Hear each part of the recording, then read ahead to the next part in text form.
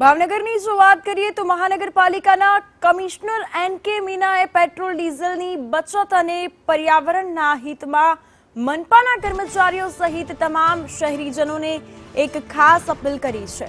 કમિશનરે શહેરમાં પ્રદૂષણ ઘટાડવા માટે ઇલેક્ટ્રિક વાહનોનો ઉપયોગ વધુમાં વધુ કરવા ભાર મૂક્યો છે।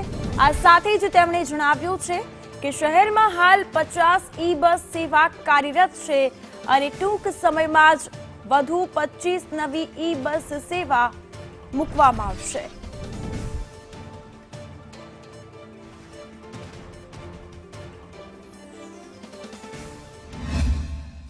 પણ આપણા શહેરના લોકોને સરકારના તમામ કર્મચારીઓ મહાનગરપાલિકાના કર્મચારીઓ હું તમામને અપીલ કરું છું કે જેમ આપણે થોડાક સમયમાં ભાવનગરમાં ઈ-બસ શરૂ થયેલી છે તો એના લગભગ અત્યારે 50 બસો આપણા પાસે ચાલે છે અને બીજી 25 બસ આવતા 10 દિવસમાં આપણી ફ્લીટમાં એડ થવાની છે।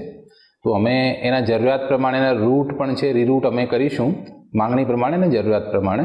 તો બધા લોકો એક સૌથી સારામાં સારું આપણી પાસે કે ઈ-બસનો યુઝ કરે, બધા સ્પેશિયલી સરકારી કર્મચારીઓ છે અથવા જે પ્રાઇવેટ ઓફિસેસમાં કે ઇમ્પોર્ટન્ટ જગ્યામાં જતા લોકો, તો એક તો આપણા પાસે એનો આપણે સારો ઉપયોગ